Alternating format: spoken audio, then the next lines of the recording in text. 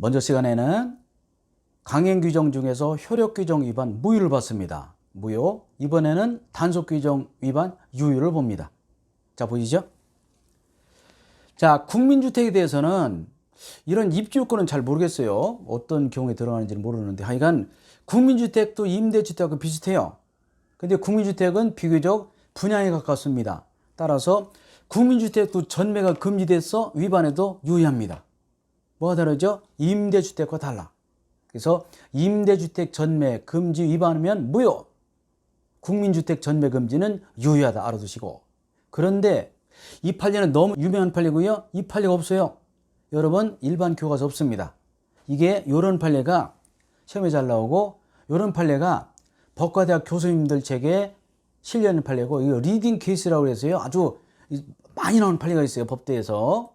지금 법과대학에서 로스쿨 있는 대학도 있고 로스쿨 있는 대학은 법대가 없죠. 제가 나온 고대부터는 없어진 거죠. 로스쿨 있어도. 그런데 자 2번 판례는 교과서 없습니다. 일반 교재 읽어보세요. 주택건설촉지법은 국민주택기금 이게 법이 바뀌어가지고 지금은 주택도시기금으로 바뀌었습니다. 대개 시험은 이렇게 두 줄 써주죠. 가로쳐줘. 왜냐하면 요 판례를 이렇게 정의하기 때문에 국민주택기금 뭐겠습니까? 돈을 모아서 국민주택을 건설하는 데 쓰는 기금이 있죠. 기금 딴 데 쓰면 안 되지. 그래서 국민주택기금은 국민주택의 건설 등을 위해서 사용해야지 그 용도 외로는 사용할 수 없대. 위반하면 무효랍니다. 우리가 공부를 잘못하면요 무슨 일이 벌어지냐면요 국민주택 유효 이렇게 해버려. 안 돼. 국민주택 전매금지 위반이 유효하고 국민주택 전매금지 위반 유효하지 국민주택기금 다시 말해서 주택도시기금 운용제한규정 위반은 뭔데요? 무효. 무슨 규정이요? 효력규정이야. 그래서 국민주택은 두 가지가 있다. 국민주택 전매금지 위반에도 유효. 벌금 받고 처벌받아도 계약 자체 유효하다. 그러나 같은 국민주택이란 말이 나와도 국민주택 기금 운용 제한 규정은 위반하면 무효다.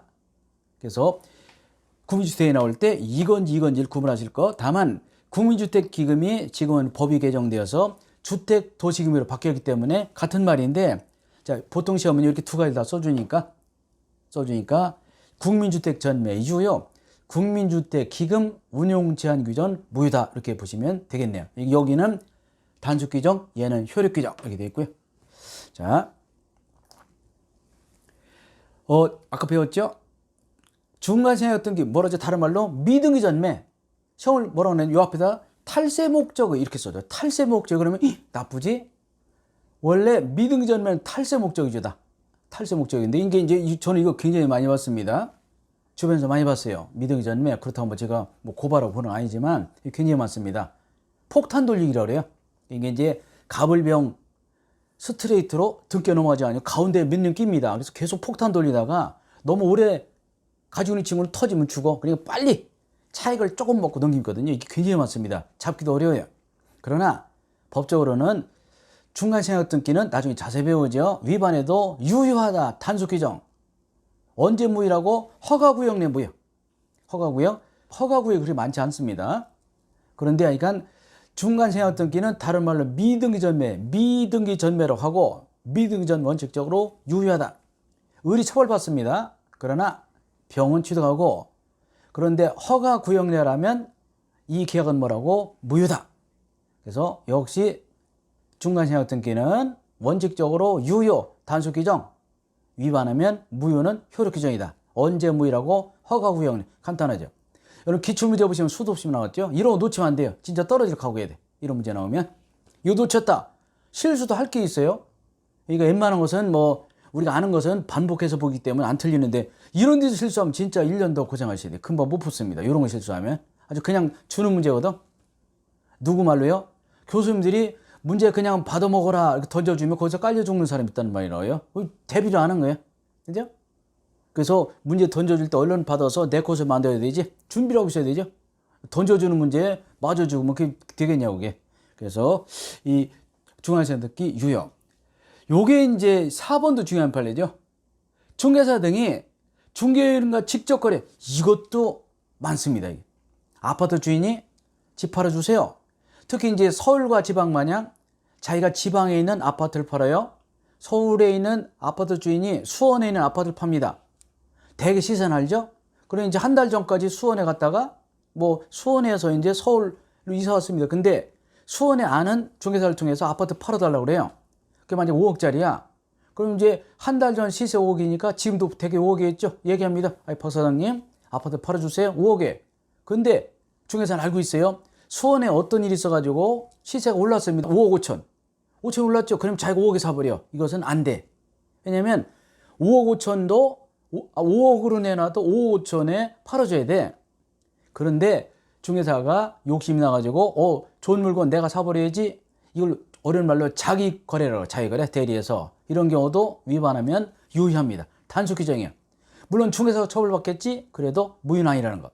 그래서 공인중개사 등이 중개 의뢰인과 직접 거래하는 행위는 그 자체는 단속 규정 유효하다. 유효하다. 이거 알아두시고, 이거 중요한 판례입니다. 최근 판례네요. 2017년. 자, 농지에 대한 임대차 계약은요, 경자유전, 이거 뭐지? 경자유전. 농사 짓는 사람이 농지를 소유하라. 이런 원칙이 있어요. 소작 주지 마라는 뜻이야. 그래서 농지에 대한 임대차 계약은 경자유전의 법칙에 입각한 강행규정 위반에 무효래요. 무효지만 그 자체로 130 위반은 또 아니래. 절대적 무효는 아니래요. 무효지만. 그래서 따라서 이미 지급한 임대료 등은 부당이득 반환의 규정에서 돌려받을 수 있고, 따라서 절대적 무효가 아니기 때문에 돌려받을 수 있대요. 나중에 뒤에 바로 나오지만 도박 자금대여, 살인 자금대여 이런 돌려받지 못하거든요.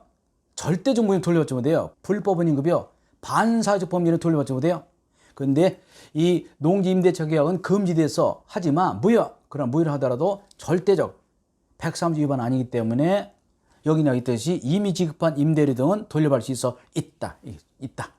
우리 도박자금, 노름자금은 돌려받지 못하거든. 그 얘는 있대요. 최근 판례고요.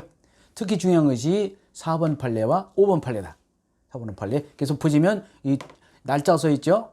이걸 찾아보라는 뜻이 아닙니다. 그래서 최근 판례 중에서 비교적 중요한 판례는 이렇게 써놨으니까 읽을 때 한 번 더 신경 써서 보시면 되겠습니다. 자, 마지막 하나. 탈법행위. 보세요. 뭐예요? 법을 이탈하는 행위. 돌려 위반. 직접적으로 위반이 아니라 간접적 위반입니다. 간접. 탈법행위. 많아요. 여러분 얘기하시 불법 탈법 판친다. 불법 탈법 판친다 그래요? 게릴라 광고라는 게 있어요. 아시나요? 게릴라 광고. 시내 보면요. 이게 광고 붙이는 데가 있죠. 이게 플랜카드 붙이는데 거기는 막 10개씩 붙여 있기 때문에 조밀해서 잘 안 보여. 여기저기 붙여놓은 지저분하지 못하게. 그래서 영업하시는 분들 중에서 일부는 게릴라 광고를 이용합니다. 어떻게 하는 거죠? 공무원이 퇴근하고 난 금요일 오후에 광고를 붙여. 그러나서 토요일, 일요일 날 뒀다가 월요일 날 새벽에 떼. 이거 탈법이거든요. 왜냐면 공무원들이 금요일 날 오후에 퇴근하면요, 토요일 날, 일요일 날 안 나와. 단속 안 해. 그러니까 그때 붙였다가 그 비싸? 그러고 나서 공무원들이 출근하기 전인 월요일 아침에 떼버려. 이런 것도 탈법행위거든. 원래 제가 알기로 광고물 부착법에 위반돼서 그런 거 벌금 냅니다. 과태료 내요. 그리고 탈법행위 엄청 많아요. 탈법행위. 그래서 자, 탈법행위는 103조를 직접 위반하지 않지만 돌려서 탈법, 돌아서 위반해요. 돌아서 위반하는 거. 탈법행위 역시 무효입니다. 보시면 탈법행위 원칙적으로 무효다. 원칙이죠. 원칙. 예외도 있어요. 원칙적으로 그러면 항상 뭐가 있어요? 예외 있다. 원칙적으로 그렇다. 예외가 아닌 경우가 있어요. 그래서 항상 시험은 예외가 나와. 원칙이 아니라 예외. 많은 것보다 작은 것이 나온다는 것 중요해요. 많은 것보다 작은 것이 나온다. 탈법행위 원칙적으로 무효다. 예외도 있다. 자, 보시죠. 공무원 연금 수분 중요하지 않고요. 읽어보시고 문제는요. 동산의 양도담보. 우리는 아직 안 배웠어요. 한참 가야 됩니다. 나중에 저 뒤에 가서 가등기담보법 뒤에 가야 돼요. 가등기담보법, 양도담보 또는 부동산 실명법을 배워야 돼. 아직 안 배웠어요. 뭐 가등기담보, 양도담보, 부동산 실명법을 안 배웠기 때문에 그런 게 있나 보다. 보시면 되겠고요. 우리가 마지막 특별법 할 때 제가 자세히 할 겁니다. 그때 자세히 하죠. 거기서도 특별법이 6문제 나오니까. 2019년 문제는 보통 계약이 10개인데 계약법이 11개, 그리고 특별법이 5개 나왔어요. 공평하게 법 하나당 한 문제씩. 그래서 그런 게 있나 보다. 그래서 동산의 양도담보는 유효다. 그러나 탈법행위지만 그러나 부동산 양도담보는 탈법행위가 아니라 어디에서 가등기담보법이라는 법에서 규율하고 있어요. 이건 나중에 배우죠. 가등기담보법 하면 꼭 나옵니다. 탈법행위는 법을 위반해, 돌려 위반해. 그렇다 하더라도 동산양도담보는 법의 흠결을 보완하기 위한 것이기 때문에 유효하다.